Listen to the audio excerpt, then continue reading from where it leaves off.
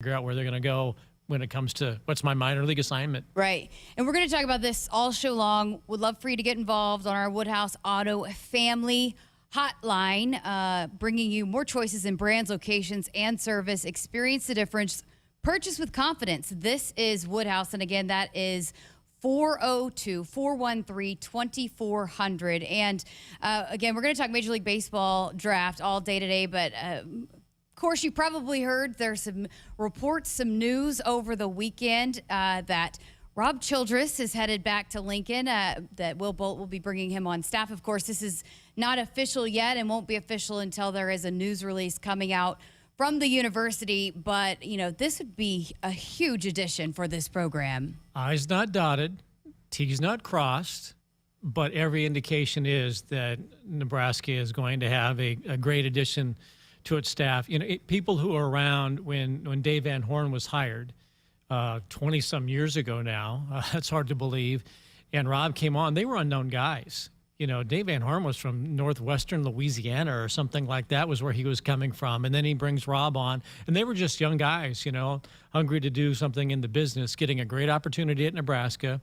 And Rob obviously made his mark as his pitching coach and then got the opportunity at Texas A&M. A lot of folks thought that perhaps Rob would be the head coach here one day. It didn't work out that way. And he went on to have a wonderful career, more than 600 wins at Texas A&M where the pressure's high. Yeah. He went to the NCAA tournament regularly. Didn't quite get it done last year. But, gosh, you know, the fact that they let him go after all that everybody had been through seemed really kind of odd, other than maybe just want to make a change. Okay, yeah, make a change. I thought the same thing. I mean, what is 20 straight seasons that they made it to the postseason, and you know, the way that he had that program performing on a national stage, and you know, they were one of the powerhouses of college baseball for a long time. So I thought the same thing, but you know, again, A&M's loss is Nebraska's gain if this all comes, you know, to fruition. But what a big get, and all of the members of the staff at Nebraska have ties to Rob Childress as well, and this has made a lot of splashy headlines over the weekend on Sunday. A lot of people taking note of this, how big this is for this program. That's a head turner. That's, you know, when you look at the off season, what's the silly season? What, you know, who's moving and shaking and going someplace? I got to be honest, from being on the outside looking in the last, you know, well, forever, but I mean the last few weeks before coming to Lincoln. You know, when he was let go, my first thought was they may make a run at Will. You know, a Conroe, Texas native, one of the great up-and-coming coaches, wins a Big Ten title in his first and a half season, you know, at Nebraska, and does what he did. They had their sights set on Jim Schlossnagle at TCU, and they got him. Okay, so we got that. But for him to be let go, and then you start thinking, well, what if Will decides, you know what, I'm going to make that move, and it'll be great for Nebraska baseball. There's no question about it. We've got, again, Jeff Christie coming up in a bit, but you know, that's big for a program. But then having two guys go as high as they did in the draft, that's big for recruiting as well. When you start being able to sell, look what we can do.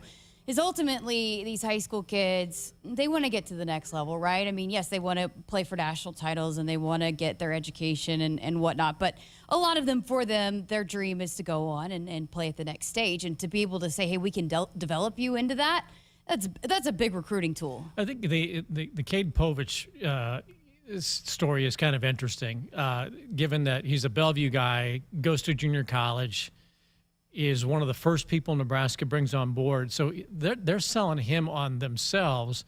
Then also, to an extent, selling him on himself, that if you come here, you've got the potential, you know, to do something, you know, special and maybe get drafted. So I mean, think where Cade Povich was just a couple of years ago, coming out of junior college, and then taking a chance on Nebraska baseball.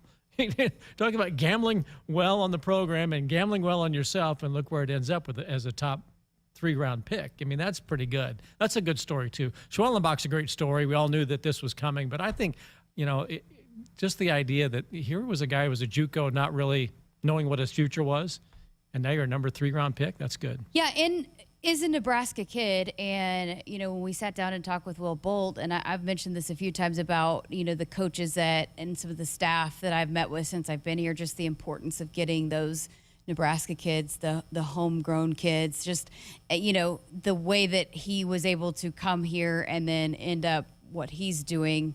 That's big as well. And that goes to what you're trying to do is kind of make sure you're getting the kids in this state first, the top talent in the state of Nebraska. Well, and they're not going to be afraid of the climate. If you go down south and try to recruit somebody and say, well, we're going up north, like we're all, playing in the Arctic Circle, which is what they're telling people down in Florida and Texas. But, if you have the talent and you play in this neighborhood, not just in Nebraska, but within that, 500-mile radius they always talk about.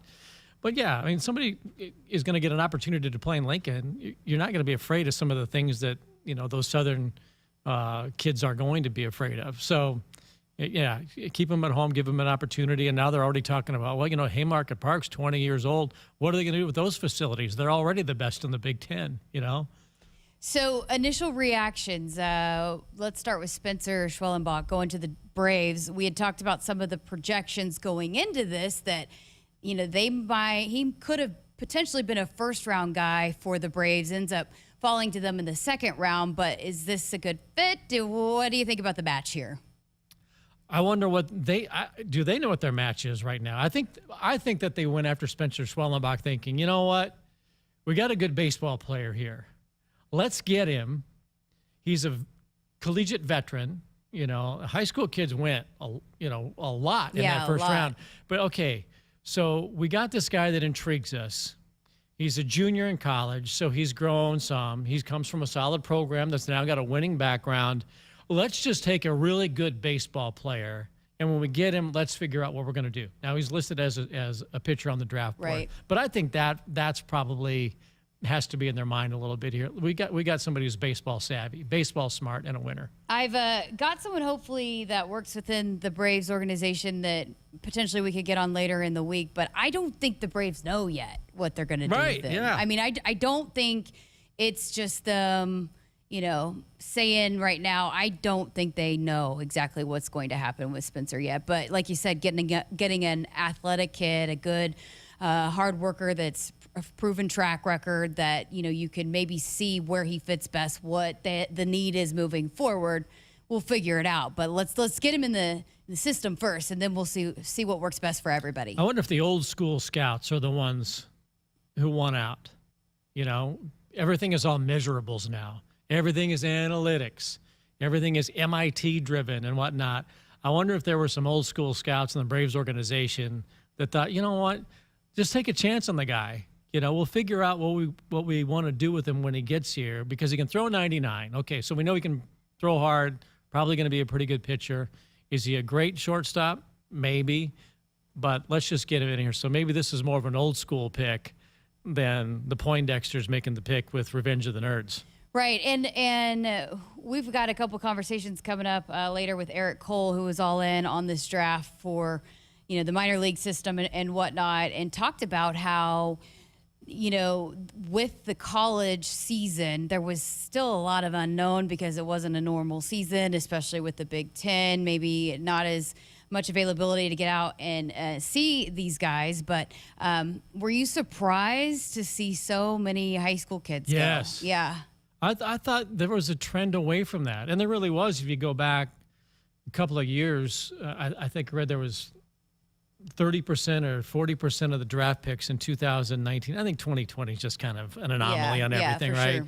But I think that there had been more of a move away from the high school kids and the high school projects and getting guys who are veteran players. I think to a certain extent, the rise of collegiate baseball and the exposure that it's been getting on ESPN over the last probably decade or so, and I really think TD Ameritrade Park and the College World Series has done a great job making it a showcase, that scouts have started to pay more attention, and they're able to watch college players more often, because they're on TV every night now.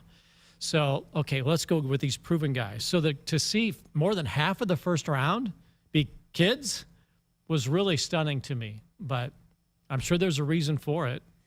Yeah, I mean, and you think about, with the AAU scene, right, with basketball, maybe you can get a better feel for high school kids and the younger kids because they're going up against this elite competition. But a lot of times there's not necessarily, summer leagues. There are, but it's so different when you're going in as a starting pitcher and, striking out or competing well against some of these, college teams that are some of the best. Looking what Spencer Schwellenbach did against a team like Arkansas, and that's got a loaded lineup, things like that, where you're facing guys that are also going to be potential maybe big leaguers as well. How you compete against them and fare against them. Yeah, there's just so much more exposure, more opportunity for scouts to see what they're dealing with, who they're playing against. The game's gotten better too. I think college baseball as a whole, because it's not just Florida State and Arizona State and Miami like it was back in the 70s. There are so many more good teams, even though Mississippi State from the South won it. But there's so many more good teams, so many more games available that they can just sit down and watch tape, as opposed to going from small town to small town to small town to try and find, some guy on the farm that can throw 95 miles an hour. And you hope he might turn out to be good, that you don't waste the draft pick. But I found one of the most intriguing picks. Wasn't it the Tigers with the number 3 pick? Took a kid out of Oklahoma, high school kid. Heritage Hall, I believe, or Christian Heritage. Yeah, and he started pitching a year ago. Yeah. And they took him with the number 3 pick to pitch. Yeah, and I think, watching the coverage throughout the whole night and, afterwards and leading up to today, it seemed like there was a lot of craziness, that people were kind of shocked with a lot of picks, like maybe projections where people thought might go here, might go there, did not end up how it went, and it was kind of craziness across the board. Yeah, the other notable thing was how many pitchers and shortstops were drafted. I think 25 or 24 of the 29 first-round picks were shortstops or pitchers. So you're kind of going for the athlete, and you're going for the kid that can throw hard. And the Braves end up getting one guy who can do both. There you go. Schwellenbach. So, but that was the direction. So it's kind of like, we're going to get a shortstop, and we'll figure out if he's a second baseman or a third baseman. Maybe he'll play short, but probably not. And then we're going to find guys that can throw hard and make them pitchers. There's also a lot of 2-sport, 3-sport athletes in the draft as well that they talked a lot about as well. Okay, let's take a quick timeout. Still lots of Major League Baseball draft to come. We got to Aren't you going to get to Barb? Well, yeah, I was going to get to Barb. Yes, I do. Barb's my new favorite right now. I don't even know Barb, but doggone it. Barb in Columbus, Nebraska, sent us a text on the text line, our Woodhouse Auto family text line. Just wanted to let Jessica and Bill know how much I have enjoyed the show. Fast-paced, great questions for guests. It's been a breath of fresh air. Longtime listener in Columbus. We appreciate you, Barb. Yeah, we'll read that again in the next hour. Yeah, we'll just copy and paste and keep reading it. Give us a call, text, if you want to get involved in tonight's show. Again, 402-413-2400. That is our Woodhouse Auto Family hotline. Quick break for Bill and I, but when we come back on the other side of the break, we've got pitching coach Jeff Christie in to talk Major League Baseball draft and where the Huskers wound up and what this is doing for recruiting moving forward, as they've been hot on the recruiting trail ever since the season ended. Keep it here on Sports Nightly. Do you want your date to wait for your interlock device to let you drive? Your kids to ask why you have an ankle bracelet? Or your boss to see your criminal history? Do you want to miss important life events because of house arrest? Get a ride. A DUI costs more than you think. Brought to you by the NDOT Highway Safety Office. Hit us up on the text line. Text 402-413-2400 with your Husker thoughts. Go where the summer leads you during the Season of Discovery sales event at Woodhouse Mazda. With a full lineup of CUVs, we are sure to have one for you. From the 2021 Mazda CX-30 to the family-friendly Mazda CX-9, our sales staff is here to help find the perfect model for you. With a suite of features, you can expect more with Mazda at a price that is good for you. Test drive one today at one of our 2 convenient Woodhouse Mazda locations in Bellevue or Omaha, or shop online today. From the University of Nebraska-Lincoln, I'm journalism student Grace Fitzgibbon with Campus News. Nebraska is one of the best schools in America for student Fulbright scholars. 2021 marks the 4th time that the university has been named a top producing institution by the Fulbright program. Of the 30 Huskers who applied this past year, 10 were offered the prestigious Fulbright. An additional 16 Huskers were named semifinalists. Still waiting for your stimulus check? Don't wait for the government. Get the SOS stimulus package right now. For a limited time, get $2,000 off a qualifying York system. York products are all proudly made in the USA. Call SOS, a trustworthy company since 1950. SOS is a family-owned third-generation company. Get you and the loved ones comfortable again with SOS. SOS to the rescue! SOS! SOS! So, when do you think you'll be done with our kitchen renovation? Well, ma'am, the Italian marble countertops will take a while to get in. No problem. In the meantime, you can start on the spiral staircase. What? If you win Mega Millions from the Nebraska Lottery with a jackpot that starts in the millions in drawings Tuesdays and Fridays, you can afford to go a little mega. So you want us to build a spiral staircase? Well, how else are we supposed to get up to the helipad? Oh, good. My husband's home. Top prize odds 1 in 302 million.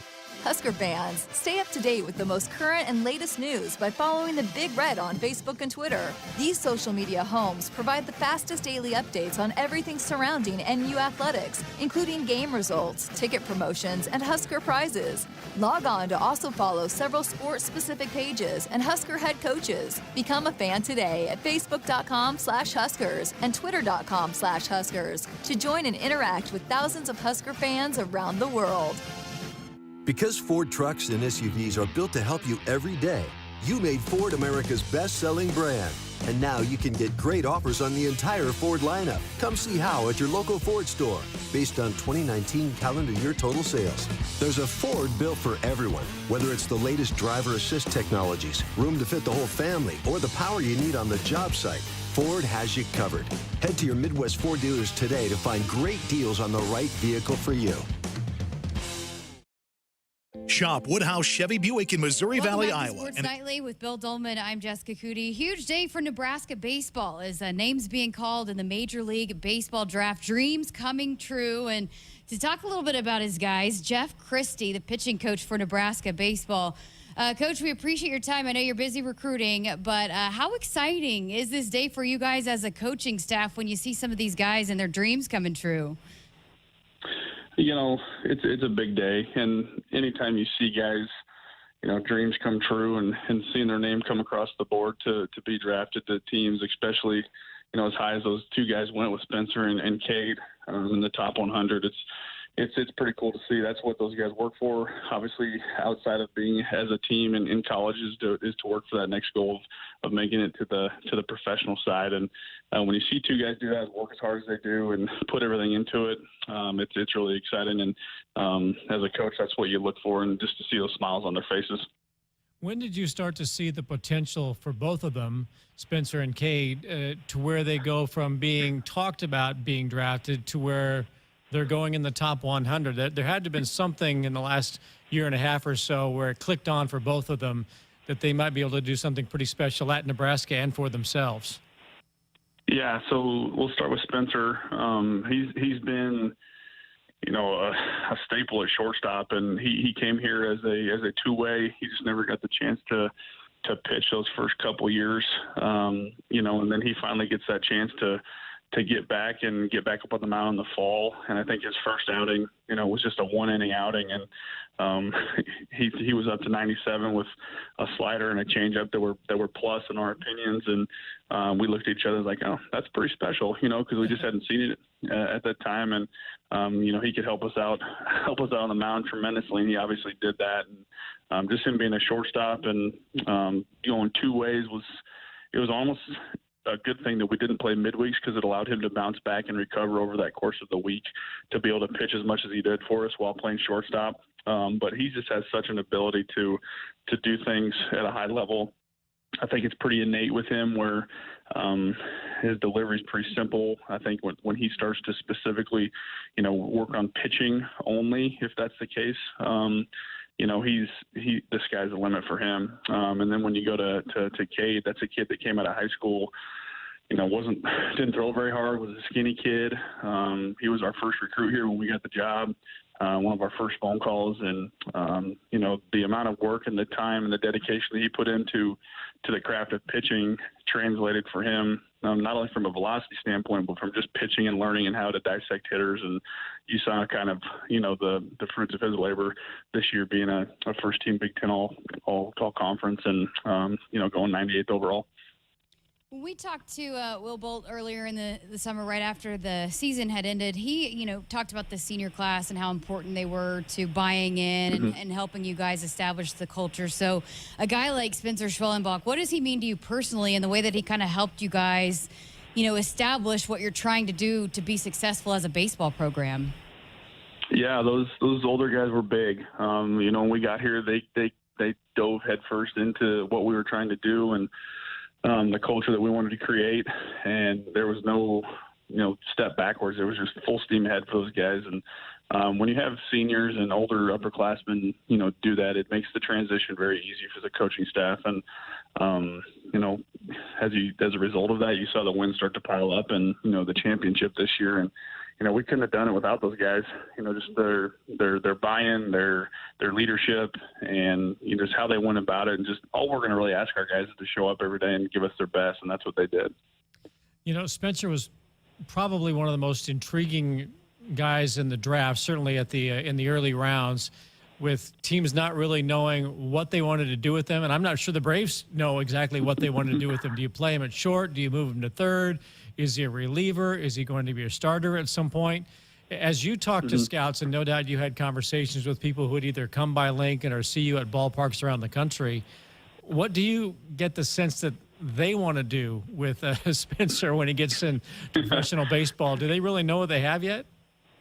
Yeah, well, first and foremost, he's an extremely talented player. And, it's a pretty good dilemma to be in, to be honest with you. There's not too many guys across the country that can say, hey, I can go play shortstop and be on the mound, at the professional level. I think you could do both. It's just a matter of what they want to do and what he decides to do. But to me, I think his quickest path to the big leagues will be on the mound. That's just my personal opinion, because I think it's so natural for him. And I said, like I said earlier, when he just starts to dive into a lot more of just the pitching side of stuff, instead of having to handle both, hitting, shortstop, and pitching, I think it's going to make even more of a jump. And I just think that he's been blessed with a right arm that is pretty talented, and the ability to repeat things at a very high level is pretty special already. And that would be my thought, is he would probably make it to the biggest, quickest on the mound, but we'll see what happens with him. Now, one thing he won't be able to do, though, once he gets to the big leagues, he won't be playing shortstop and then going to the mound. And he made the comment earlier this week that it was an advantage for him to be out there at shortstop and analyzing hitters and their tendencies, knowing that he might get called upon to go to the mound. So he was kind of ahead of the game. He's not going to be able to do that. He's not going to have those internal scouting reports once he goes to the mound. Well, he'll have to pay attention from the dugout then, if that's the case, I guess. But that is true, though. I mean, his ability to see the game from shortstop, from behind the pitcher, and see guys' swings was a pretty good advantage for him. And his attention to detail, his focus on the scouting reports before the series and everything was obviously a big contribution to what happened. But his ability to kind of see those things is pretty special. And when you mix that thing with the talent that you have, you see the results. Visiting with Nebraska assistant coach Jeff Christie, you mentioned the growth that you've seen out of Cade since he got with you guys, a first recruit, and then to where he is now. What is his ceiling? What is his potential for the Twins in Major League Baseball, potentially getting to the big leagues? Yeah, I think he's going to pitch in the big leagues someday. I really do. I think he's a starter. He's got 5 pitches that he works with. He can get the ball to his glove side. The velocities continued to climb over his career in college, and I would expect another jump, when he gets to pro ball. I think he could be a guy that's probably sitting 90, 93, and, maybe a little bit more when he needs that, and then have those 4 other pitches that he can go to at any time. And that's the thing about him. The pitchability is off the charts. He can throw any pitch at any time. Just the question mark at times was the velocity, and it slowly crept up. And then toward the end of the year, it was actually a little bit better than what it was in the beginning of the year. So you started to see that. So the durability questions start to get answered there because he's doing his best stuff at the end of the year. And I still think he's going to have about 20 pounds or so to put on. And once he does that, that frame can hold that. And you're going to see him do some good things in Pro Bowl. And a Nebraska kid at that, which you guys have also talked about the importance of getting those guys in state. So, right there, you got a Nebraska kid going pretty high in the draft. How much can that play into recruiting and what you guys want to do in bringing those Nebraska players here to Nebraska? Yeah, hopefully it plays a big deal in it. Show that we can develop guys and show that guys can be Nebraska kids and still go like he did in the top 100 picks. And now it didn't come easy, obviously, just because there's a lot of work to do. It came down to him taking what we gave him at times and working on it. And that's the one thing that we're going to stress to our kids too, is just the amount of time it takes to that you put into not even perfect it, but just to get your foot in the door. So the development side is big, and making sure that they get in the weight room is another big thing for us, which was a big thing for him, and making sure that he's moving the weight the right way and adding on some good weight. So that's obviously something that we take pride in. And just for him, his ability to pitch from the beginning was always there. It was just a matter of taking those next step with nutrition and weights and adding that weight. Jeff, how much momentum are you guys feeling right now in the program, given the fact that you dominated the Big Ten and won the conference title before the regular season was over?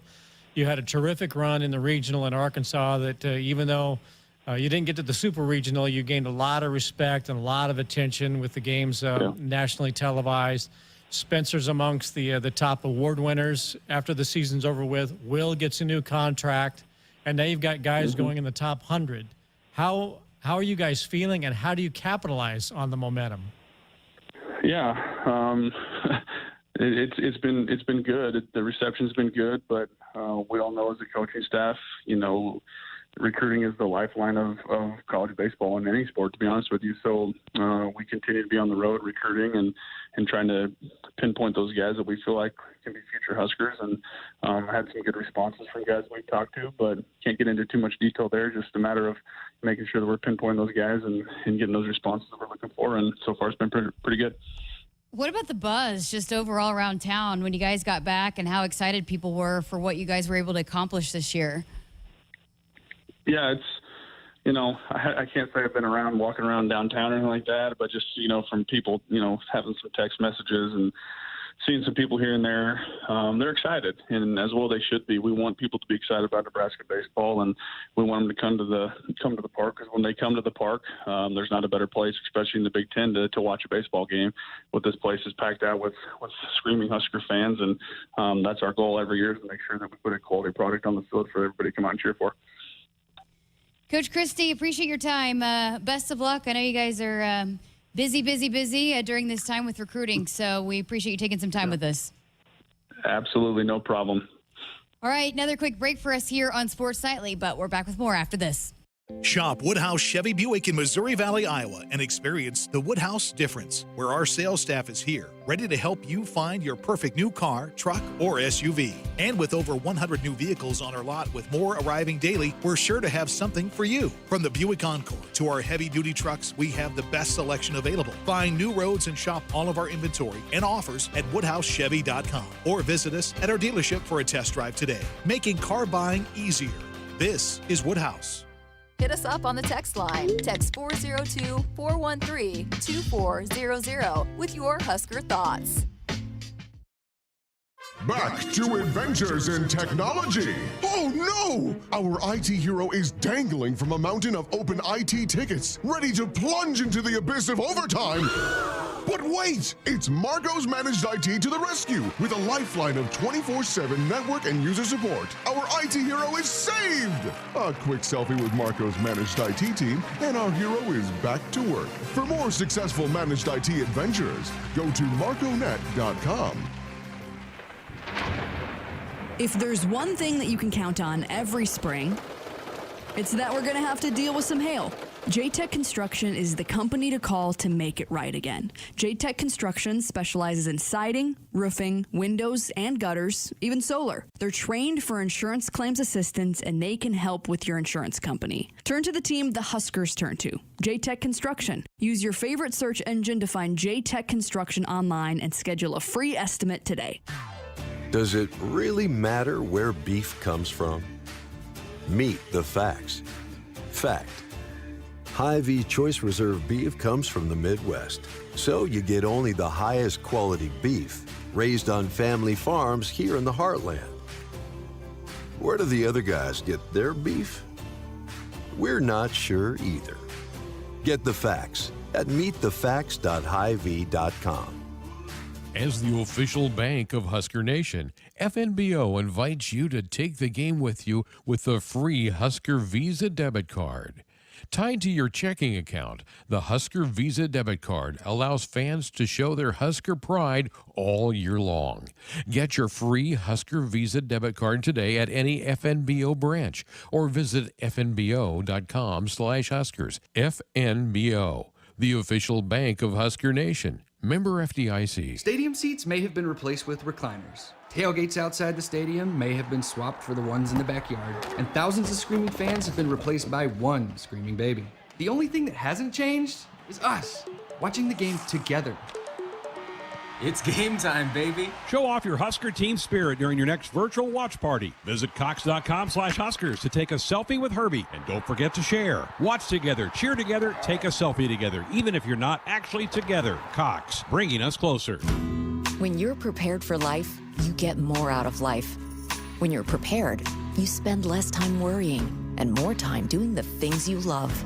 How prepared are you? When you're ready to find out, Emeritus is ready to help. First, we get to know you. Then we make a plan together, one that lets you enjoy today and prepare for tomorrow. That's what we call fulfilling life. Emeritus, insurance, employee benefits, financial services.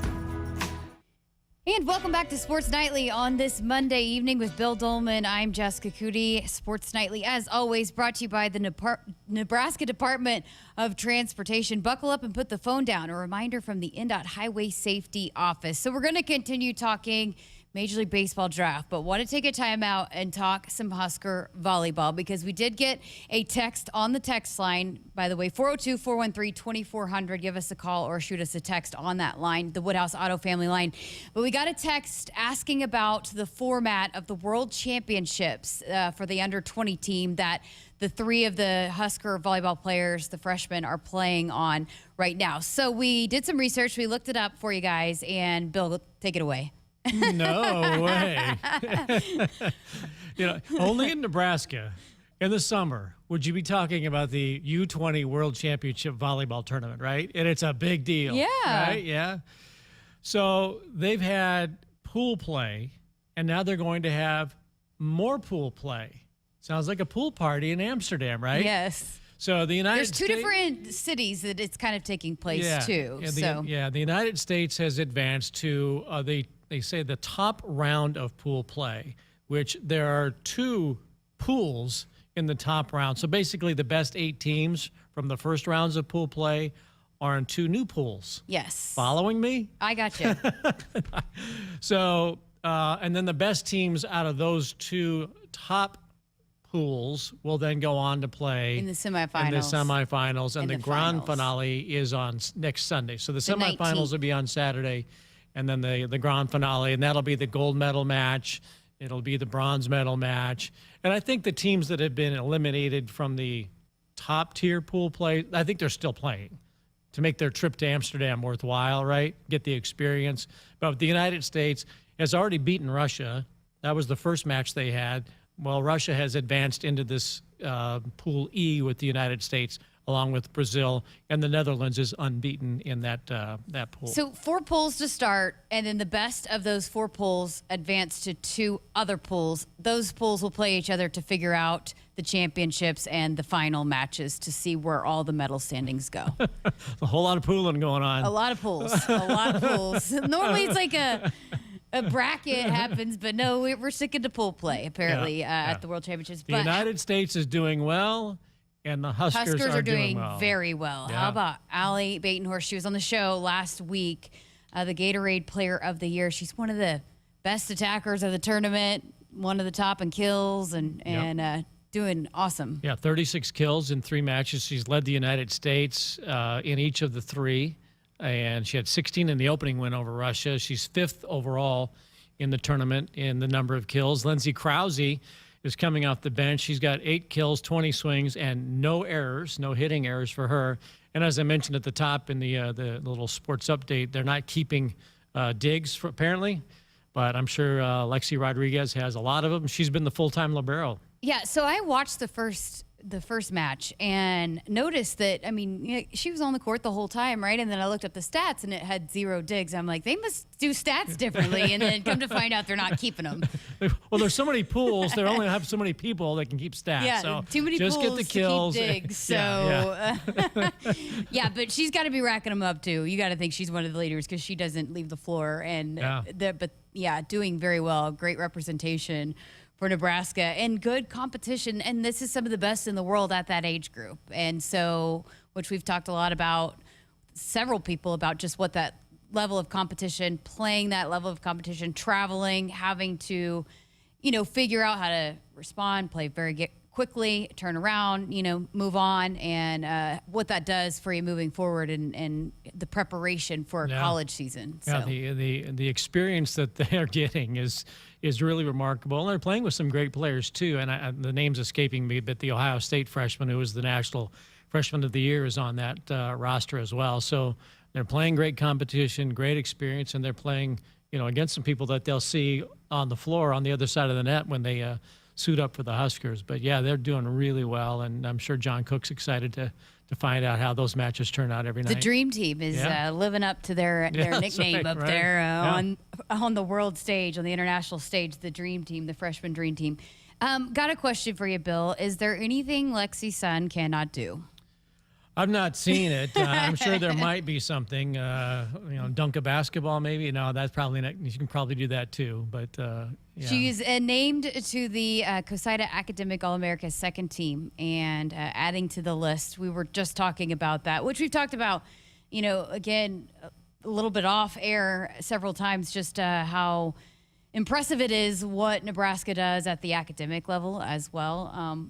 39 All-Americans, the most among any Division I women's volleyball program. And number 2 is Stanford at 19. So Stanford has 39, Stanford has 19. They're the second. Yeah, 20 fewer.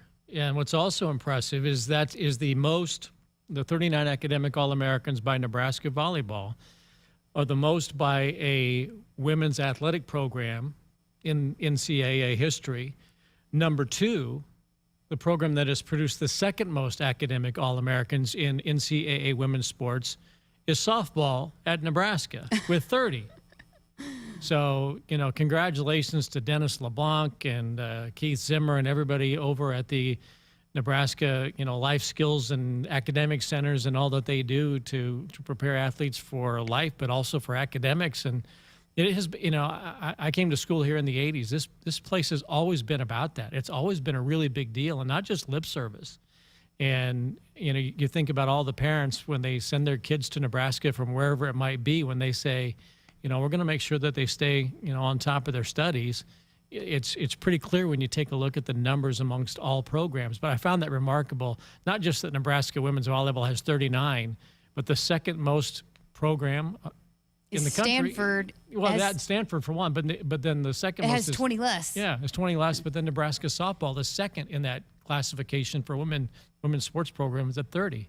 Way to go, Rhonda Ravel. Yeah, that's awesome. I've been really impressed. You mentioned Keith Zimmer and the Life Skills Group. Everything that they've been doing, it's come to light a lot with the NIL situation, but some of the things that they do, how they get student athletes involved in the community. But, they have these series of where they meet with professionals, and it's all different kinds of people within that they might be dealing with once they leave and stop being an athlete, right? So I spoke to a group the other day and got a couple other things lined up, but this is ongoing, and it's not just with NIL, it's just preparing yourself and not just academics and getting good grades, but it's how are you going to go nail an interview when you are going for your first job interview, and how are you going to handle all of that? It's really preparing them, because I do think that kind of gets lost in it, where you're athlete, you get good grades, but that doesn't always translate to what your job is when you stop playing sports. So how are you preparing for that? And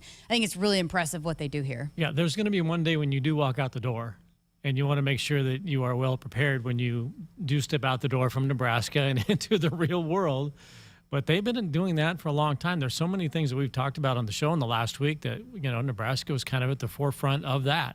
And it goes, Boyd Epley with strength and conditioning, Jeff Schmall in Husker Vision, Dave Ellis in dietetics and nutrition, and Keith Zimmer when he and Dennis LeBlanc, and there's so many people that have been on staff there. Kim Shellpepper, I think, has been there forever. Put that life skills program together. And I can remember many, many years ago, Keith had a program, the School is Cool Jams. And we'd go around the state kind of barnstorming, and there'd be student athletes from all the various programs that would go to, towns around Nebraska, from Omaha to Ogallala. But I remember, on some of those buses talking to, Keith about what they were doing, and he's really serious about it and making sure that, they were prepared for life. And you look back and think, man, that was really wise.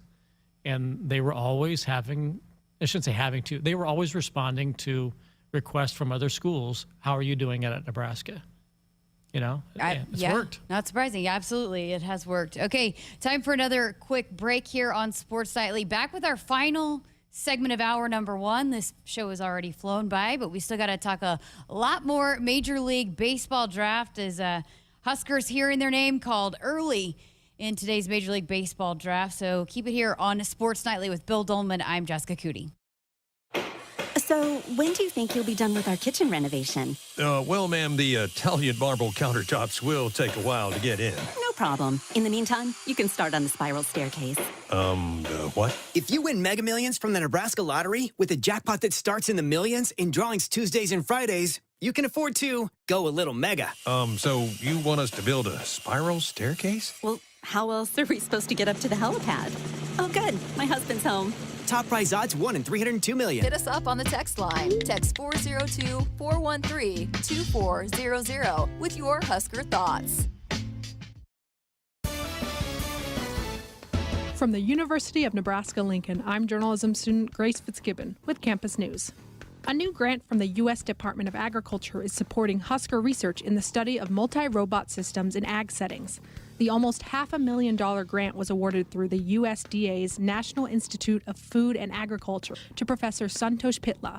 Pitla and his team will use the funds to further their research in the use of unmanned ground vehicles and drones on the farm. Shop Woodhouse Ford first. With 3 convenient locations, we offer a wide selection of cars, trucks, and SUVs. Our no-pressure sales team is eager to help you find the perfect vehicle. We make it easy to shop, finance, and purchase in person or online at woodhouseford.com.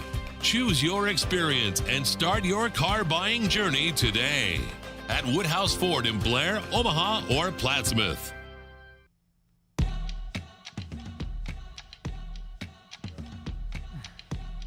Welcome back to Sports Nightly with Bill Dolman. I'm Jessica Coody. Final segment here on hour number one, which flew by. Hey, Major League Baseball All-Star Weekend or All-Star Week. Are you a big fan of the Home Run Derby? I'm really not. I'm going to be No? honest with you. No. Kind of the whole gimmick thing. I really like the old timers game that they had like 40 years ago or 30 years ago, and Luke Appling hit the home run. I thought that was pretty cool, and they did away with that. Maybe the old timers aren't around anymore.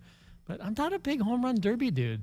I do like the Home Run Derby. I could do without the All-Star game, though. I'd rather watch the Home Run Derby than the All-Star game. Yeah, I'm not a big All-Star game guy either. Yeah. I like to when maybe they're still doing it. I thought it was a good idea. The winner of the All-Star game gets to have the home field advantage for the World Series. I think I was the only person that liked that idea. But I think it's just too gimmicky. Rank the best and worst All-Star games in professional sports.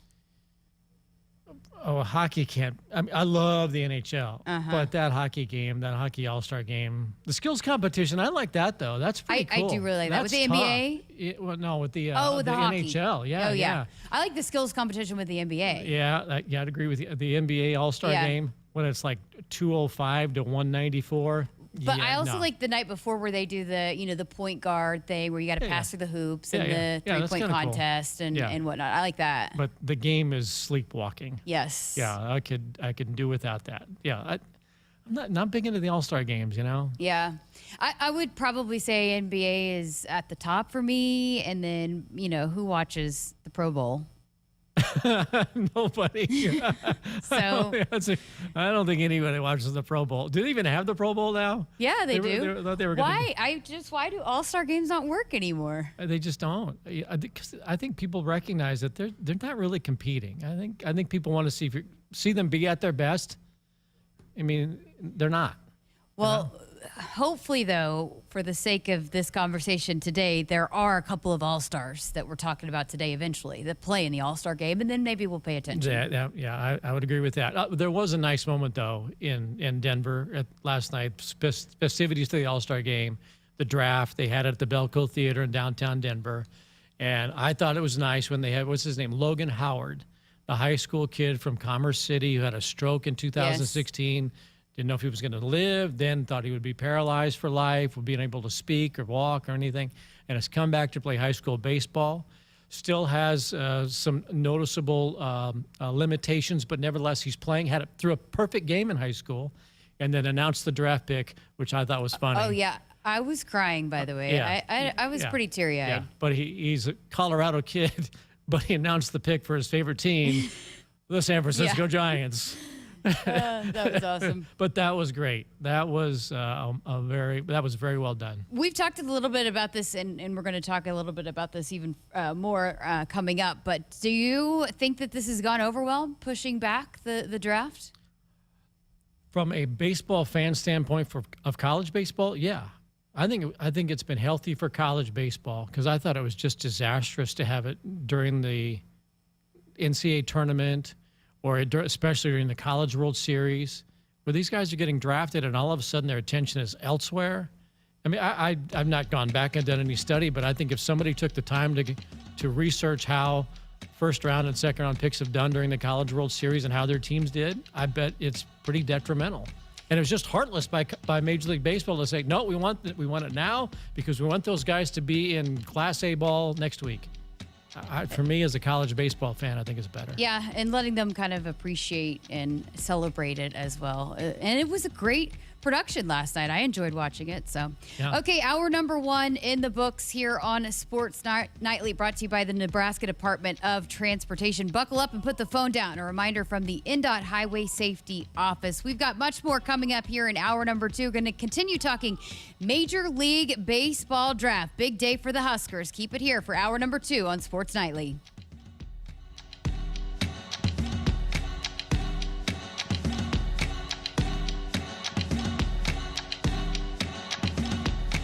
Hit us up on the text line. Text 402-413-2400 with your Husker thoughts. Back to Adventures in Technology. Oh no! Our IT hero is caught in the jagged jaws of ransomware attacks and phishing scams. Help! Wait! It's Marco's Network Security Solutions to the rescue with life-saving ways to detect hungry cybervillains and stop them cold in their tracks. With Marco's Network Security Solutions, our IT hero lives to surf another day. For more successful network security adventures, go to marconet.com. Do you want your date to wait for your interlock device to let you drive? Your kids to ask why you have an ankle bracelet? Or your boss to see your criminal history? Do you want to miss important life events because of house arrest? Get a ride. A DUI costs more than you think. Brought to you by the NDOT Highway Safety Office. There is no better way to support your Huskers than becoming a season ticket holder. And a limited number of Nebraska football season tickets are on sale now. Secure your seat in Memorial Stadium for head coach Scott Frost's fourth season at the helm as the Huskers play host to Buffalo, Michigan, Ohio State, Iowa, and more. Now is your chance to become part of the storied tradition that is Husker football. To purchase season tickets, call 1-800-8-BIG-RED. Shop with confidence at Woodhouse Ford. Take advantage of our current offers and vast inventory selection with features you want at a smart price. Schedule a test drive today or shop online with our streamlined sales process. We make it easy to shop, finance, and purchase in person or online at woodhouseford.com. Choose your experience and find your next vehicle at Woodhouse Ford in Blair, Omaha, or Plattsmouth.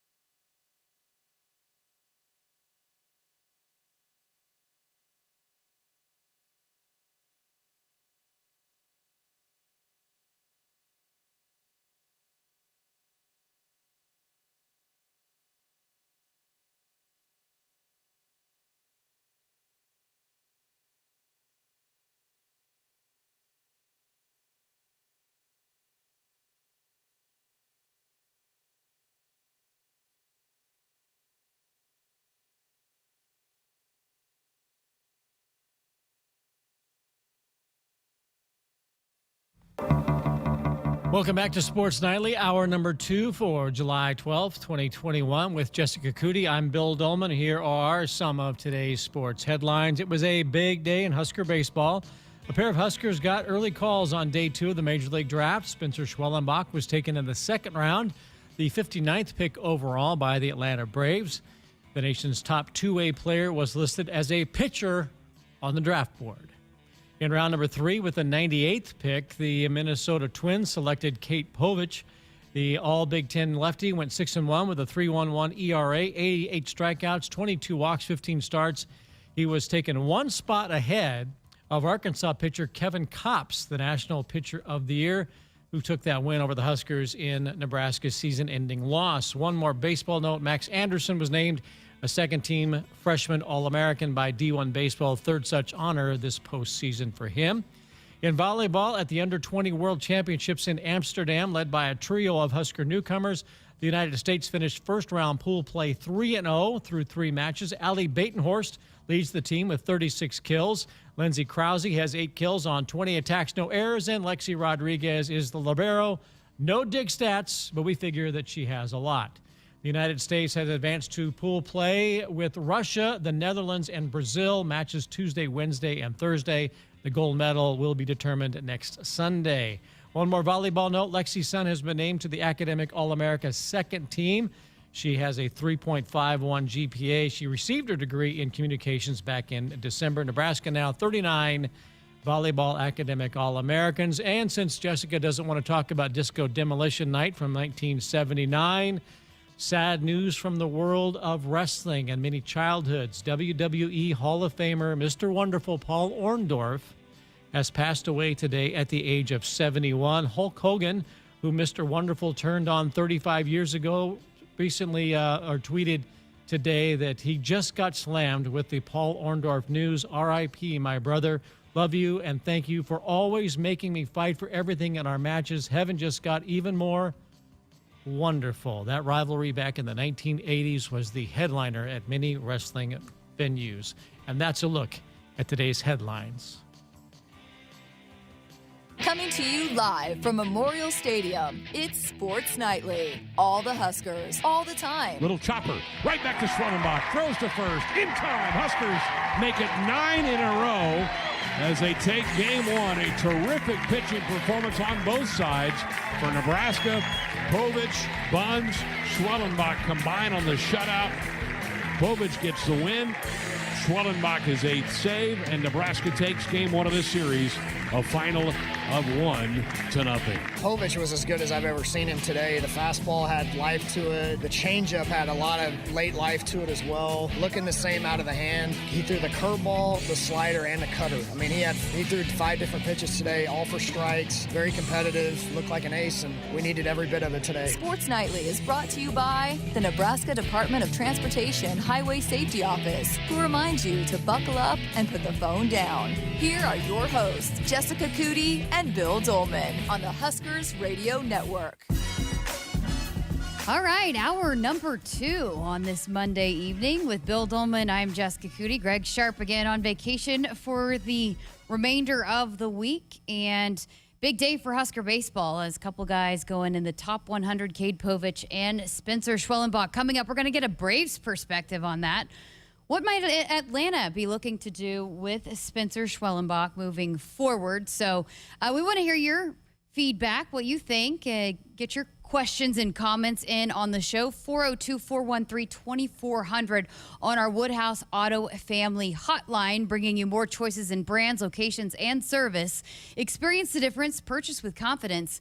This is Woodhouse. So you mentioned the wrestling news. Were you a big fan? Growing up, yes. Yes. Yep. In fact, I wrote an English paper, though, in college on the rise of professional wrestling and Hulk Hogan and Mr. Wonderful Paul Orndorff and their rivalry. Got an A, actually. That's awesome. And look where it got me. Yeah, there you go. I never was much of a wrestling fan, but definitely got to know Jim Ross, JR, pretty well. And so I follow him, and he always has lots of updates. I actually, just while you were reading that, he had I saw he had a tweet that he put out today. So he's very well connected in that as well. Maybe we should get him on the show sometime. I did a few Oklahoma events with you, and every now and then I would see Jim Ross on the sidelines or even at basketball games. And so, yeah, I forgot about that. And as I recall, there was a Steve Williams. Didn't he play at Oklahoma? Went on to be, I think he was Dr. Death. Yes, Unfortunately, he passed away. But, Oklahoma's contributed a little bit to the World Wrestling Federations of the world, So, when you start talking about football intro video shoots and you start seeing guys that'll be going to Big 12 or Big 10 media days, a lot of these conference network media days have been announcing their guys, their representation. You know that it's getting close to kickoff, right? Yep. So coming up tomorrow and Wednesday is the internal media shoot for all the departments here at Nebraska. So we'll be sitting down with some of those players. So we'll be able to bring you some football interviews coming up over the next couple of days. And they are having media days this year.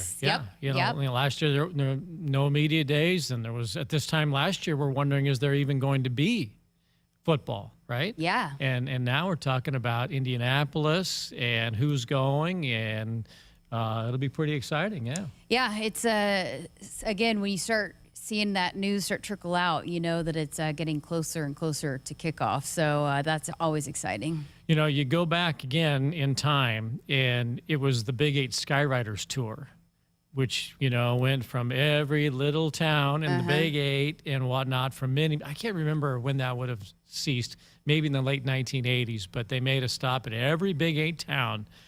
And when that got fired up, and you'd see, all these Skyriders either get off a bus or get off a plane, and they'd be from all over the Big 8 territory, that's when you knew it was about to get serious.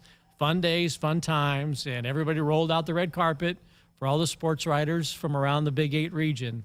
Now everybody congregates in one area, but that was kind of a one-of-a-kind thing, but they did it for many years, so it was a many-of-a-kind thing. And then there will be news coming out every day. Somebody will have breaking news. Somebody will say something that will give us something to talk about every single day of media days, no matter which conference is going on that day. But luckily for us, Major League Baseball draft giving us something to talk about this week. And Spencer Schwellenbach becomes the first Big Ten player's name called, which again, going back to kind of maybe the disrespect going into the season about Nebraska baseball not projected to do anything at all. And then here they go. They win the Big Ten title. And then here comes Spencer as the first guy called in all of the conference. I think that's pretty fitting as well. Yeah. It's just another, I guess, kind of a good cap for what was a great season for the University of Nebraska baseball team. To win it before the season was done was really impressive. To not be in the top 6 or whatever it was in the preseason polling, and then just one final thing: the draft rolls around, and we also have the first guy drafted.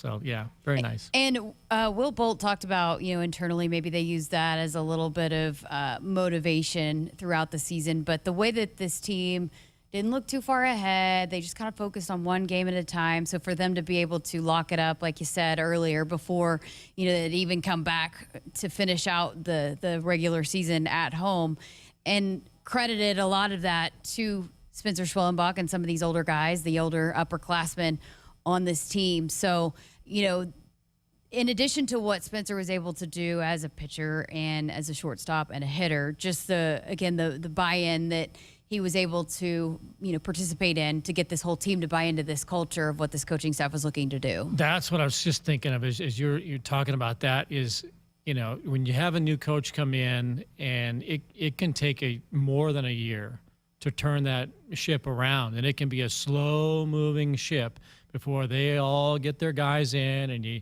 get rid of, some of the chaff that, is maybe not healthy for the new program. That doesn't seem to have been the case. I mean, that's a speedboat turnaround. So Schwellenbach and company bought in, and credit Will Bolton and staff, obviously, for coming in and saying, this is how we're going to do it, and giving them something to buy into quickly. But it was not a slow turnaround. It was quick, and it wasn't as though Nebraska was floundering, under Darren, but new life. And those guys bought in quickly. Schwellenbach is to be commended for that, and everybody else. And The character, the personality of the team was fantastic. But yeah, that was quick. That's good. So 59th overall to the Atlanta Braves in the second round. And last week we got a chance to talk with Spencer before the draft and wanted to go back and let you guys listen again just to hear what Nebraska meant to him and how it helped playing for the Huskers helped him get here to this day. This year was a little bit new for me in college, Right. but because this was my first year pitching in college. But I mean, I did this growing up, all in high school, and it was just a little bit tougher this year, just because I had to ramp back up pitching wise, fill bullpens, and do more than I was doing the previous 2 years, which is shortstop and hitting. And so I kind of had to juggle time in there and make sure I was getting the right treatment. I wasn't throwing too much, make sure my arm was ready every single weekend to be able to come in and close games out. But that's really what I wanted to do. Coach Bull, Coach Christie, and I had, came up with a really good plan throughout the year to make sure I was ready every single weekend. And that's kind of what we did. How much more prepared do you feel, taking this next step because of your time at Nebraska and what you're able to do, especially this past year? Yeah. So when the new coaching staff came in, the biggest thing for me was it was so much easier to play in the games because the practices were so hard. That's the main thing they wanted, to push us so hard in practice, make everything so sped up in practice that when the game comes, it's slowed down. And that is going to really be helpful for me at the next level, just because the game speeds up. There's a lot of things going on. If I can continue to practice that way and have that mindset before games, practicing, I think I'll have a really good shot there. Boy, you racked up the individual awards. I mean, the list is long. And I know you trade them all in for a different ending for your team, but to finish the way you did, how special was, winning all those awards, getting all that national recognition? And some of them were fan votes, by the way. Husker Nation showed out for you. Oh yeah, absolutely. They've done that forever for Nebraska, and I'm super thankful for all of that. I know I wouldn't have done any of that without the coaching staff and my teammates to be able to push me every day and, be that player for them. But honestly, going through the year, I wasn't even thinking about any of that. I was just trying to win games, win a Big Ten championship, win a regional championship. And, obviously we got sent to Arkansas, and that was the greatest time of, my 3 years at Nebraska, going against the number one team in the nation in front of that amazing crowd they had. But yeah, just going there and competing and all the awards that came after, I guess it was just a kind of a looking back at the year and the year I had. So I'm super thankful for that. A lot of guys with a coaching change might have bolted, no pun intended, but how thankful are you that you stuck around and you had your college baseball career in Lincoln at the University of Nebraska? Yeah, well, first I'm super thankful for Coach Erstad and Coach Kirby and Coach Silva for giving me the opportunity to come play at Nebraska and recruiting me and giving me this shot. And then when the coaching staff came in 2 years ago, I really didn't know what to expect. I came to school here because of that coaching staff, and I wasn't going to go 12 hours away from home if I wasn't comfortable. And so that was super hard for all of us. But once we got comfortable and saw the way that they wanted to win, that was the biggest thing. We saw they wanted to win more than anything. And that allowed us to all buy in and become better players, better people. And I really don't think I'd be where I'm at right now without those guys pushing me and, helping me out along the way. Hit us up on the text line.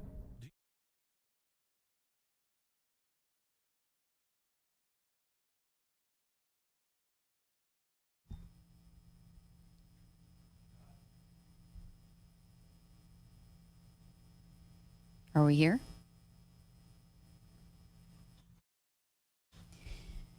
I guess we are here. I guess we are here. Hello, hello. Mic test. Check, check. No, I was really impressed with him, and talking with him, he definitely preferred talking about his team and the program more than he did himself. But this is not new for Nebraska baseball to have a couple of guys go this high and make their mark in the draft. They would probably like to repeat history from 2005, because that's when you go back and Alex Gordon was the number 2 overall pick to Kansas City. Things ended up going reasonably well for him, given the fact he won a World Series and is maybe one of the most beloved figures in Royals history next to George Brett. So that was a good pick. And then Brian Dunsing, that same draft, I think, went in the 3rd round to the Minnesota Twins. So 2005, you got a 1st rounder and a 3rd rounder. And, now 2021, you've got a 2nd and a 3rd rounder. So 2 good early picks. And it'd be great if Povich and Schwellenbach enjoy the same kind of major league success that the other guys did.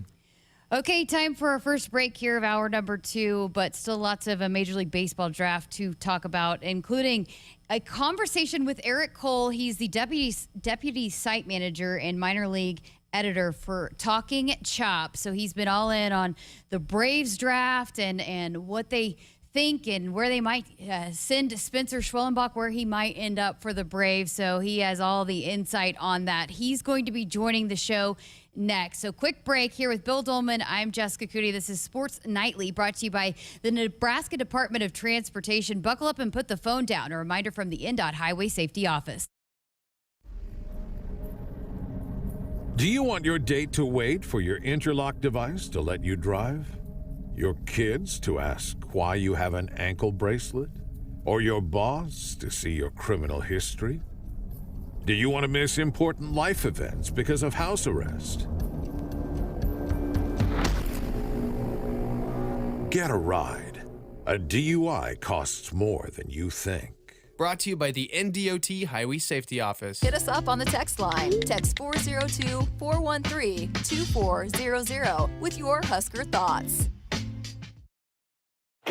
So, when do you think you'll be done with our kitchen renovation? Well, ma'am, the Italian marble countertops will take a while to get in. No problem. In the meantime, you can start on the spiral staircase. What? If you win Mega Millions from the Nebraska Lottery with a jackpot that starts in the millions in drawings Tuesdays and Fridays, you can afford to go a little mega. So you want us to build a spiral staircase? Well, how else are we supposed to get up to the helipad? Oh, good. My husband's home. Top prize odds 1 in 302 million.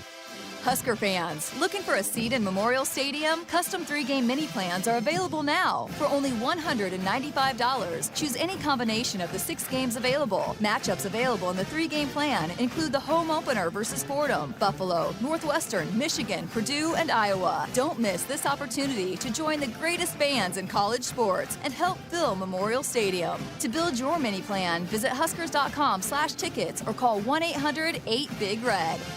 Back to Adventures in Technology. Look away! A runaway train of IT problems is bearing down on our brave IT hero.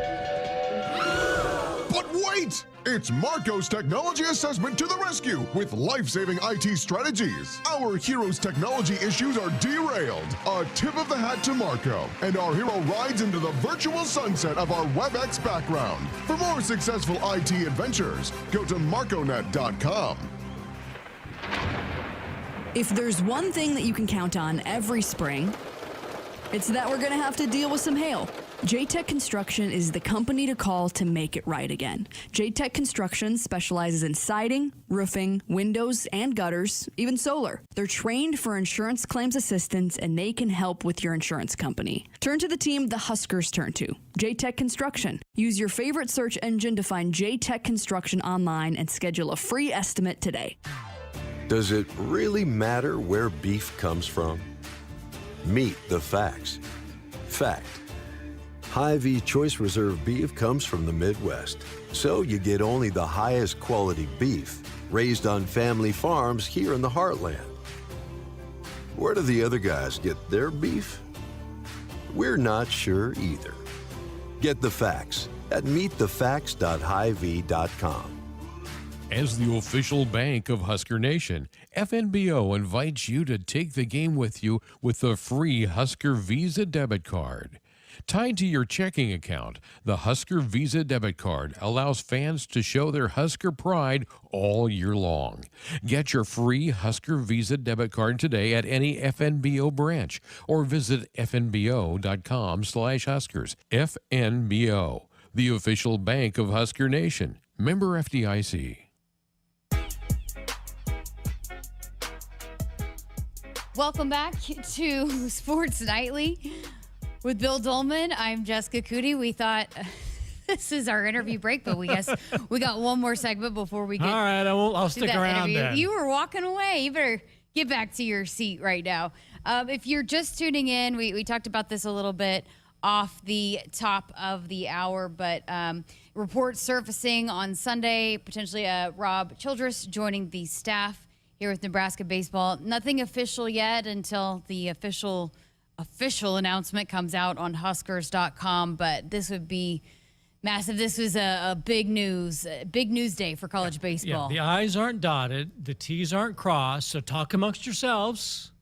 But when all that does happen, and it is official, I'm guessing that there's a pretty good opportunity that he might sit in this chair here and chat with us, or at least on the phone, and maybe Will would join us and talk about their days together at Nebraska, their days together at Texas A&M, and what the days will be like together going forward. But for Nebraska baseball and for college baseball, I think it is a head-turning move. I think people are thinking, wow, Nebraska baseball was kind of serious in 2021, and now I think you look at it and go, wow, they are really serious going forward. There's talks that there may be some improvements at some point to Haymarket Park to make a great facility even better. But just to bring in a guy with the experience of Rob Childress, the success, the character, which is always so important to people in Nebraska. How well do you fit into the fabric of the state?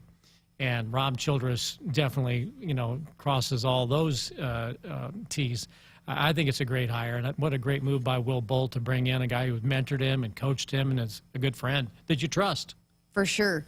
Let us know what you think. Give us a call, shoot us a text on the Woodhouse Auto Family Hotline, bringing you more choices in brands, locations, and service. Experience the difference. Purchase with confidence. This is Woodhouse, and again, that number is 402-413-2400. Other baseball news besides the draft is that Max Anderson, another postseason award for him, a second-team freshman All-American nominee by Perfect Game and Rawlings. So he was a freshman All-American by Collegiate Baseball Newspaper back in June, but more accolades coming in for the Big Ten Freshman of the Year as well, and another guy that we're probably going to be talking about headed in the draft at some point as well. And another Nebraska native. Another Nebraska kid as well. Omaha guy, hit .332 last year.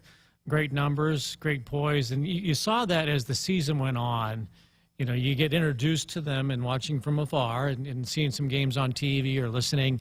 But when they got to the NCAA tournament, when they got really down the stretch of conference play, and they had that series at Indiana where they won the Big Ten championship, and you just saw this team that was on a mission. And as much as you don't want to say it, and this is kind of in the totality from the Max Anderson conversation, the losses to Rutgers here at home looked really bad at the time, right?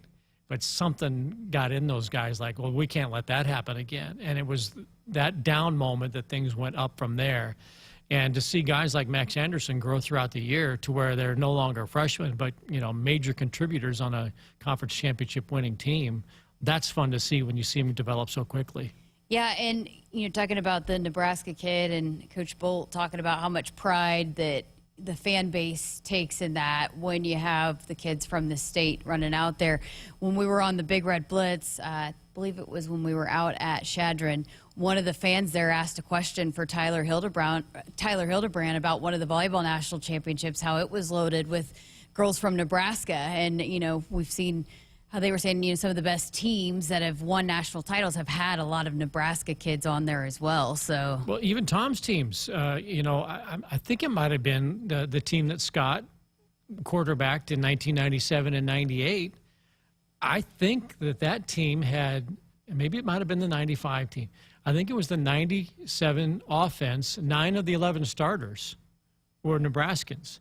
on the national championship team. You got the guys along the front line. Scott at quarterback, Amon Green, Makovikas, all those, Nebraska guys, did reasonably well. And you can have success with the homegrown Huskers. Dennis just sent us a text. What kind of changes do you think will happen at Haymarket Park? You got to think they're coming, right? I mean, for sure.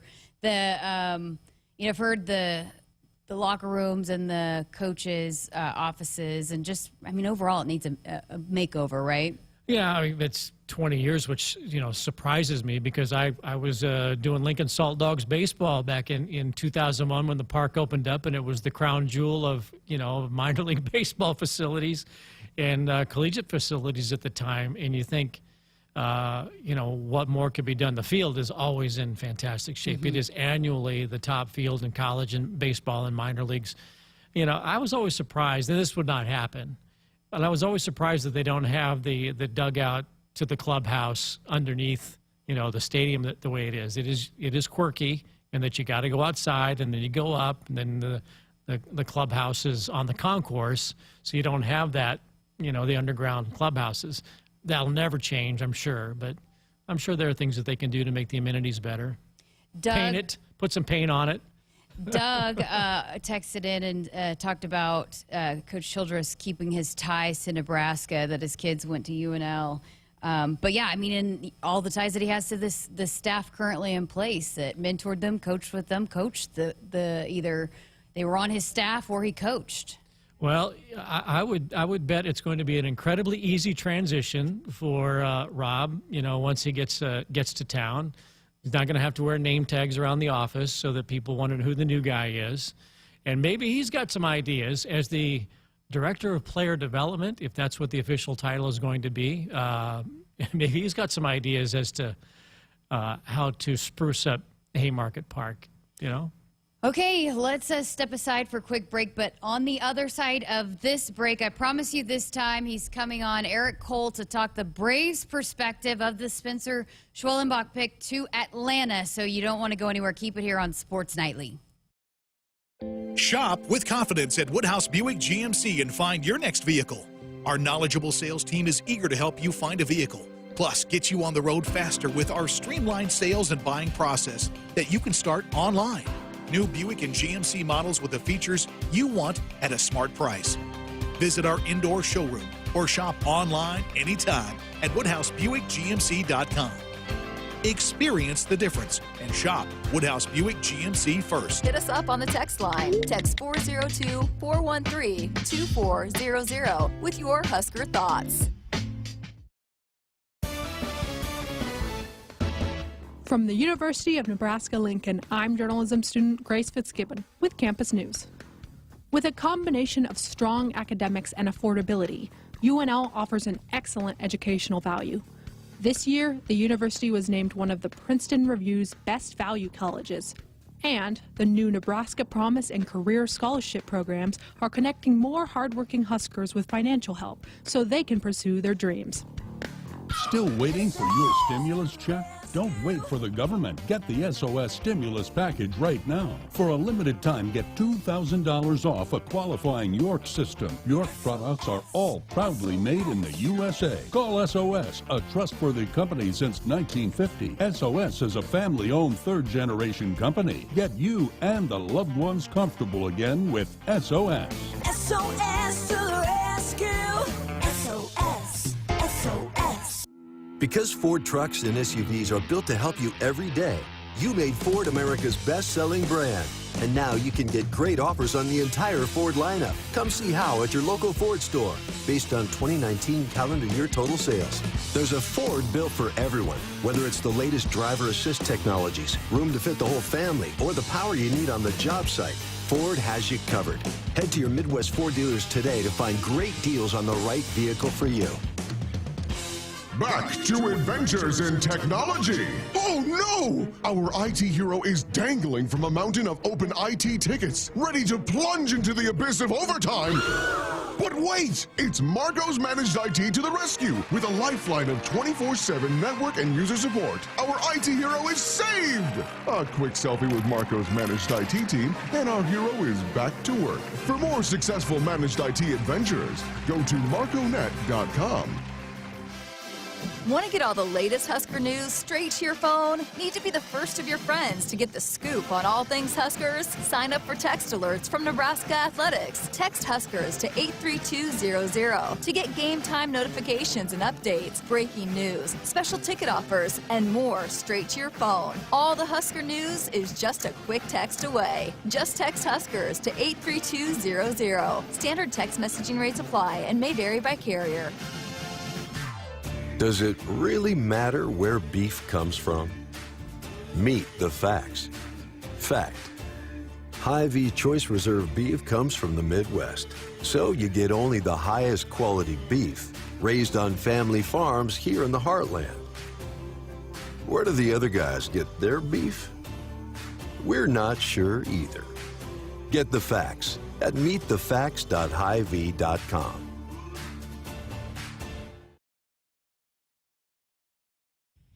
Welcome back to Sports Nightly. A big day for Husker baseball players. Of course, we've been talking a lot about Spencer Schwellenbach going 59th overall to the Atlanta Braves. And to get a little Braves perspective on this, we welcome in Eric Cole, the Deputy Site Manager and Minor League Editor at Talking Chop, part of the SB Nation and MLB Network. Eric, thanks for taking some time. I know it's crazy for you guys today, but I guess first of all, just kind of maybe what was the Braves' goal kind of going into this draft? What were some of the holes they were looking to fill and the needs that they needed to get in this draft specifically? Hey, guys, I appreciate you having me. It's interesting with this Braves organization right now because one of the biggest things they need, honestly, is just depth of good players, particularly in the lower parts of their minor leagues. And so far, it seems like that they're accomplishing that goal. And, ultimately, in baseball, you don't really want to draft for a position because a lot of these guys just aren't going to be making the major leagues particularly soon. Even the college arms like Schwellenbach or, the Braves first-round pick in Cusick, these are guys that, it seems likely that at the very least it's going to be next year where we can even start having a conversation about them coming up.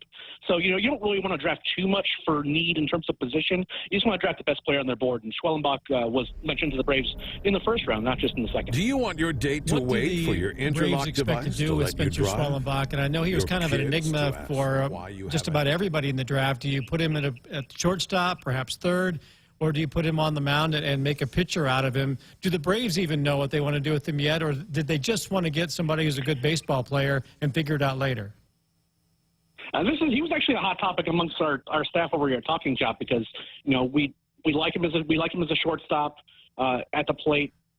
As a pitcher, it's an interesting fit because, he's really only been a reliever. Now it's, again, him trotting in from shortstop to take the mound and, piping 97, you start wondering, well, maybe he might have something more there, just that right now he was just simply playing every day, and that was just the best role that he could be on this team in terms of being a pitcher. He was announced as a pitcher, at least according to the draft tracker on MLB.com. I'm curious as to kind of what the overall decision-making is.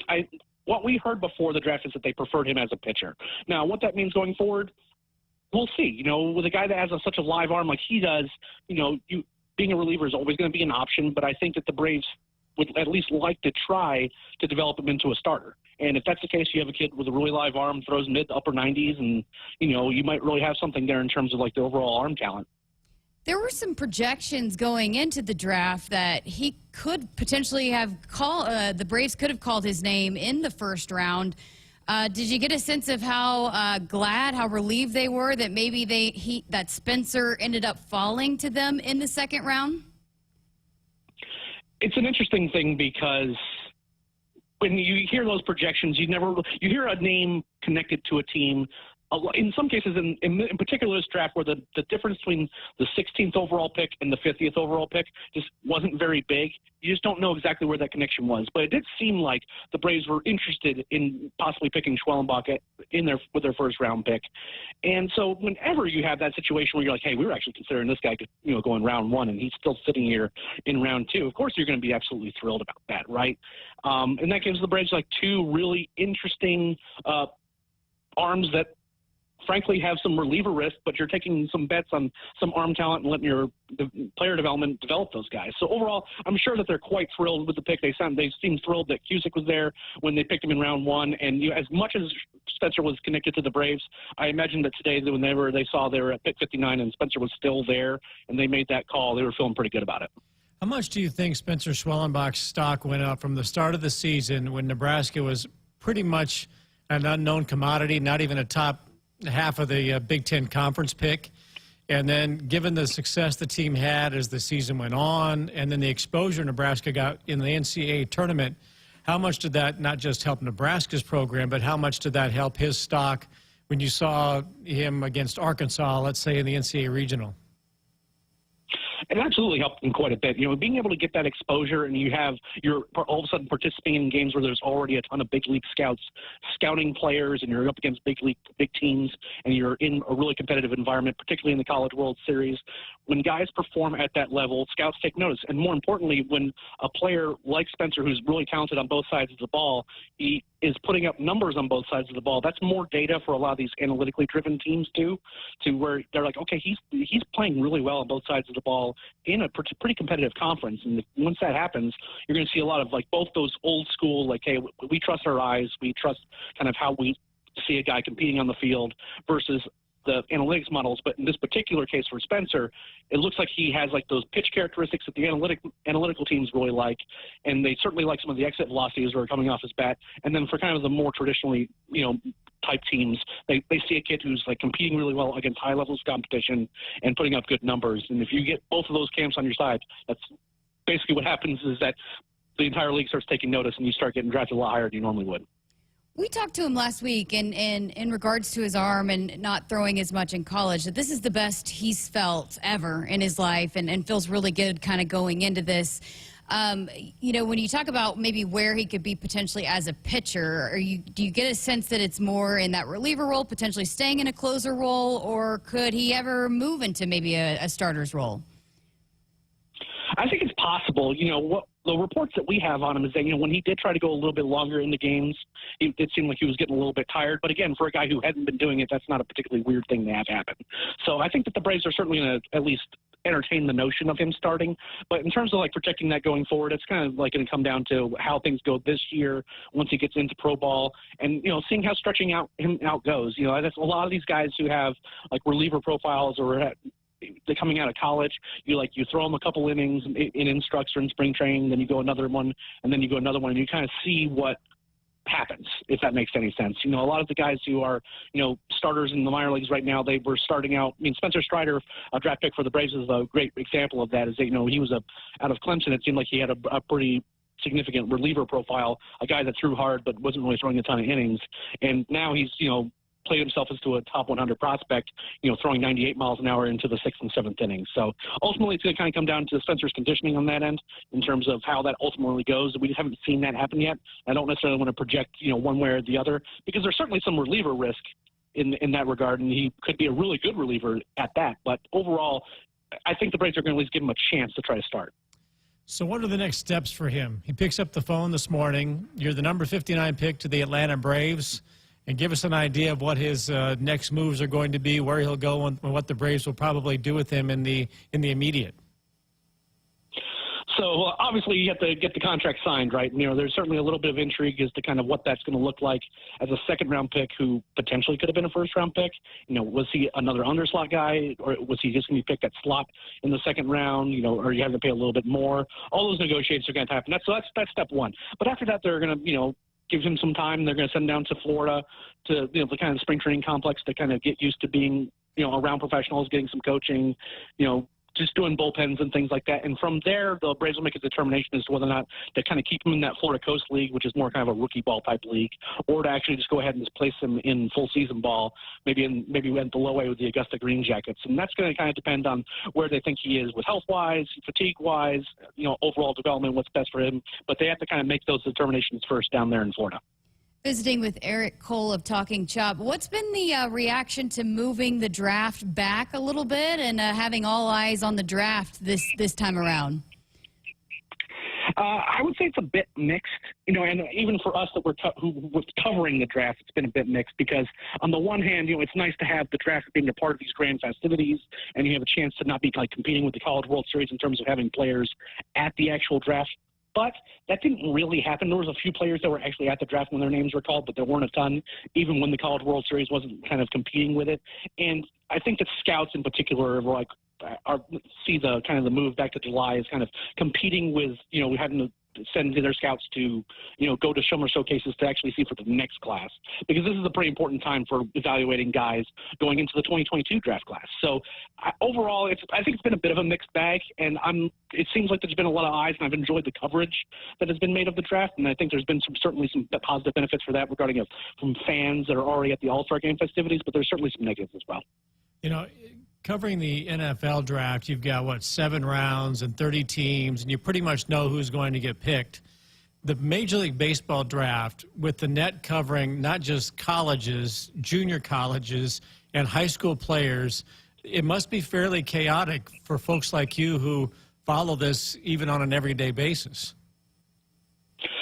Chaos is certainly probably the best way to describe it. And I run a different site as well where you cover all the draft picks. So last night we were posting articles on each of the first-round picks, and then once the Braves picked, I had to pivot back over to the Braves site to cover the first-round pick and kind of making sense of all the information that's coming at you, especially with as wild as that first round was. Certainly got a bit chaotic at times, but overall it's a lot of fun, and it's really an educational thing to kind of first learn about these guys going into the draft, and then ultimately kind of seeing how it unfolds and kind of starting to kind of change your perceptions of what teams value in players and things like that. It's been a lot of fun, but it's certainly been a lot of work. There were a ton of high school kids go in the first round. Why was that more so? Or it seemed like it was more so this year. Why was that such a focus for teams? Why did they go to the high school ranks as much as they did this time around? There's a couple reasons there. One is that the college bats and arms, particularly the bats, were not as good this year. This is one of the weakest college bat classes I've seen as long as I've been covering the draft. So that's part of the reason why. And two is that because of all the COVID shutdowns, that weirdly enough, there were more opportunities to see high school players and get information on those than there were college players going back to last year. So ultimately, what you saw is that a lot of these high school players who were playing well were able to elevate their stocks a bit to kind of play themselves into the first round mix, where some of these college guys, they missed opportunities to play in the Cape Cod League. They missed some opportunities to play outside of their conferences and kind of show their abilities with wood bats or against different competition and things like that. So those are kind of the two big reasons why. And also, this high school class is really good, particularly on the bat side. Let me ask you about Spencer then, and how he fits in as a guy who's a collegiate veteran, if you will, and how he fits in with the characteristics and the personality of what the Braves are trying to do. The organization really started to show a lot of promise in the last couple of seasons, especially last year. So with Schwellenbach being kind of a veteran guy, how does he fit in as opposed to a high school kid coming in? They've certainly been prioritizing college picks of late. And, one pick that I go back to is the 2019 draft is when they picked Braden Shoemake, is a guy that's another example, is just a guy that just knows how to play baseball, comes from a baseball family, played on a really good baseball team and was a big part of that offense. They really like versatile guys that know the game, who have been around the game, and have kind of put up those statistical performances. So, to see the Braves kind of interested in a player like Schwellenbach isn't surprising to me at all. Eric, we appreciate your time. No, it's a crazy time for you right now, but again, he's the deputy site manager with Talking Chop, knows all things covering the draft. So appreciate your time and get back to it. Figure out those other draft picks. All right, I appreciate it. Looks like round 5 pick just happened, so I got to get back to it. All right, thank you, Eric Cole. All right, quick break for us here on Nightly, but when we return, we're going to continue talking Major League Baseball draft and where those Huskers wound up. Keep it here on Nightly. Do you want your date to wait for your interlock device to let you drive? Your kids to ask why you have an ankle bracelet? Or your boss to see your criminal history? Do you want to miss important life events because of house arrest? Get a ride. A DUI costs more than you think. Brought to you by the NDOT Highway Safety Office. Hit us up on the text line. Text 402-413-2400 with your Husker thoughts. When you're prepared for life, you get more out of life. When you're prepared, you spend less time worrying and more time doing the things you love. How prepared are you? When you're ready to find out, Emeritus is ready to help. First, we get to know you. Then we make a plan together, one that lets you enjoy today and prepare for tomorrow. That's what we call fulfilling life. Emeritus, insurance, employee benefits, financial services. Stadium seats may have been replaced with recliners. Tailgates outside the stadium may have been swapped for the ones in the backyard. And thousands of screaming fans have been replaced by one screaming baby. The only thing that hasn't changed is us, watching the game together. It's game time, baby. Show off your Husker team spirit during your next virtual watch party. Visit Cox.com/Huskers to take a selfie with Herbie. And don't forget to share. Watch together, cheer together, take a selfie together, even if you're not actually together. Cox, bringing us closer. As the official bank of Husker Nation, FNBO invites you to take the game with you with the free Husker Visa debit card. Tied to your checking account, the Husker Visa debit card allows fans to show their Husker pride all year long. Get your free Husker Visa debit card today at any FNBO branch or visit fnbo.com/Huskers. FNBO, the official bank of Husker Nation. Member FDIC. If there's one thing that you can count on every spring, it's that we're going to have to deal with some hail. J-Tech Construction is the company to call to make it right again. J-Tech Construction specializes in siding, roofing, windows, and gutters, even solar. They're trained for insurance claims assistance, and they can help with your insurance company. Turn to the team the Huskers turn to, J-Tech Construction. Use your favorite search engine to find J-Tech Construction online and schedule a free estimate today. So, when do you think you'll be done with our kitchen renovation? Well, ma'am, the Italian marble countertops will take a while to get in. No problem. In the meantime, you can start on the spiral staircase.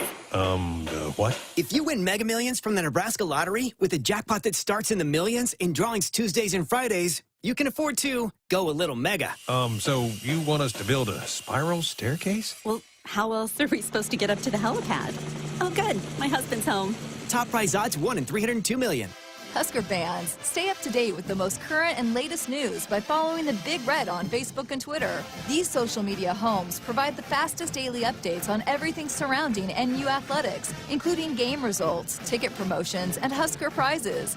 Log on to also follow several sports-specific pages and Husker head coaches. Become a fan today at facebook.com/Huskers and twitter.com/Huskers to join and interact with thousands of Husker fans around the world.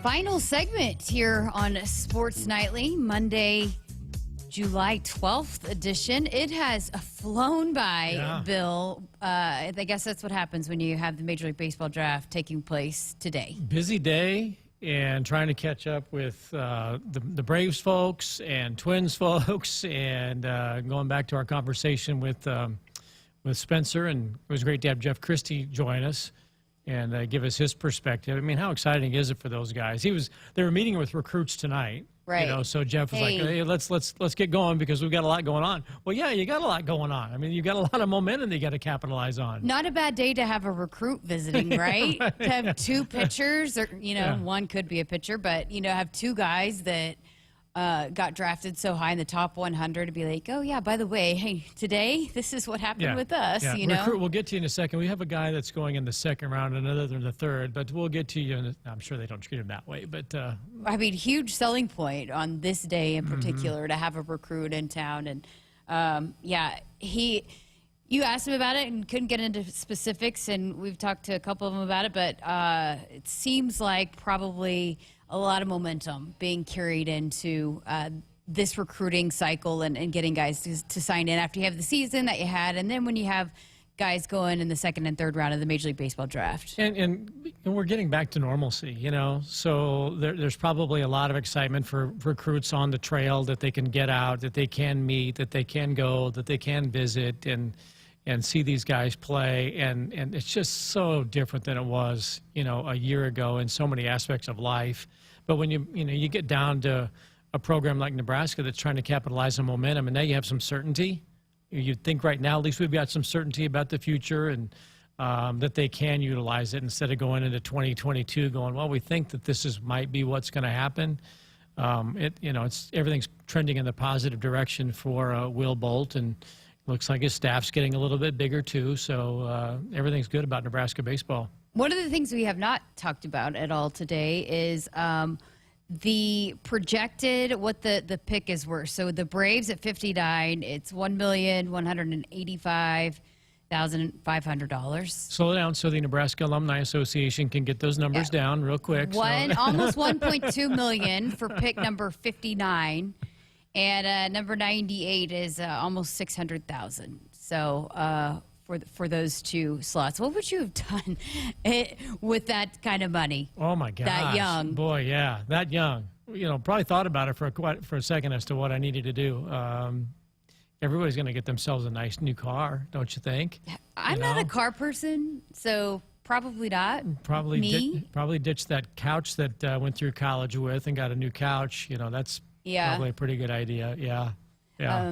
Yeah, man. Probably. Hopefully they're being smart about it. You got to think again. The skills that were put in place here with the life skills and all of the things that Nebraska does to prepare their student athletes, got to think that those guys, when they bring in the dough here, when you're a Husker athlete, you're prepared with what's to come with all of that. It's always nice to see those stories too, when somebody signs the big check and then they go to mom and dad, and there was the famous one a couple of years back where their son was one of the top picks in the draft and making 7 figures easy, and then paid off mom and dad's mortgage, and those are really neat. Yeah, they help out mom and dad. Those are pretty endearing, and then you hope that those guys, when they get their chance, that they are able to get to the major leagues. Yeah, at some point maybe I'll be able to do something for my mom and dad. Don't count on it, Jack and Sherry. They're probably listening right now, but I don't know. There's a new 3-iron for you. Yeah. But no, just the way that parents invest and everything that they've done. Yeah, that's one of the first things I think a lot of people think about is giving back to the people that made it possible for you. Yeah, and with this, they made the Major League Draft now such a much bigger deal than it used to be. Everybody's followed suit with what the NFL did. It's pretty tough to do with major leagues with so many prospects that are out there. Even Will Bednar, after he was picked 14th by the Giants in that wonderful tear-jerking moment last night with the high school kid from Colorado making the pick. But, he's at home with mom and dad. You just don't know where you're going to go. But they've certainly made a show out of it, just like they have with everything else. And do you foresee maybe it going back to more rounds and bigger draft as what we've seen in the past, or you think this kind of is here to stay? I think at some point you probably got to keep the cap on it. Back in the day, it seemed like they were going, well, let's just keep going. There's still some guys out there. It's like, 36 rounds? Let's fill out. Well, famously, what was it? Mike Piazza wore number 61 with the Dodgers, because he was a 61st round draft pick or something like that. It just seemed like, does anybody want to keep picking? Yeah, we got a couple guys that we got our eye on, so let's go to round number 78. I think when you cap it, you're pretty well tapped out on all the legitimate prospects, and maybe the independent leagues can, get some of the others. Well, again, big news of the day is Spencer Schwellenbach going to the Atlanta Braves, 59th overall, and Cade Povich, 98th overall, to the Twins. It's been a fun day talking Major League Baseball draft, and I think we'll continue to see some of that news coming in throughout the week. Expecting a big news week all around here at the University of Nebraska. So we'll be here to break it all down for you each and every night. For Bill Dolman, I'm Jessica Coody. Thanks for listening to Sports Nightly, as always, brought to you by the Nebraska Department of Transportation. Buckle up and put the phone down. A reminder from the NDOT Highway Safety Office. We'll talk to you tomorrow. Hit us up on the text line. Text 402-413-2400 with your Husker thoughts. There is no better way to support your Huskers than becoming a season ticket holder. And a limited number of Nebraska football season tickets are on sale now. Secure your seat in Memorial Stadium for head coach Scott Frost's fourth season at the helm as the Huskers play host to Buffalo, Michigan, Ohio State, Iowa, and more. Now is your chance to become part of the storied tradition that is Husker football. To purchase season tickets, call 1-800-8-BIG-RED.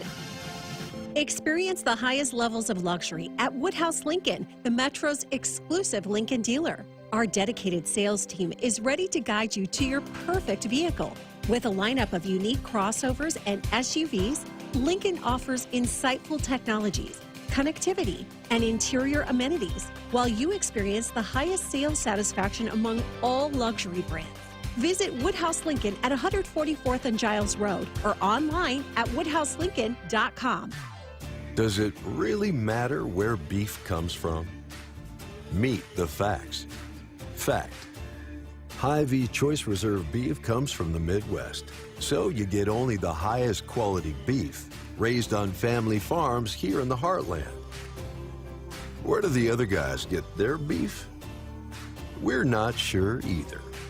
Get the facts at meetthefacts.hyvee.com. Do you want your date to wait for your interlock device to let you drive? Your kids to ask why you have an ankle bracelet? Or your boss to see your criminal history? Do you want to miss important life events because of house arrest? Get a ride. A DUI costs more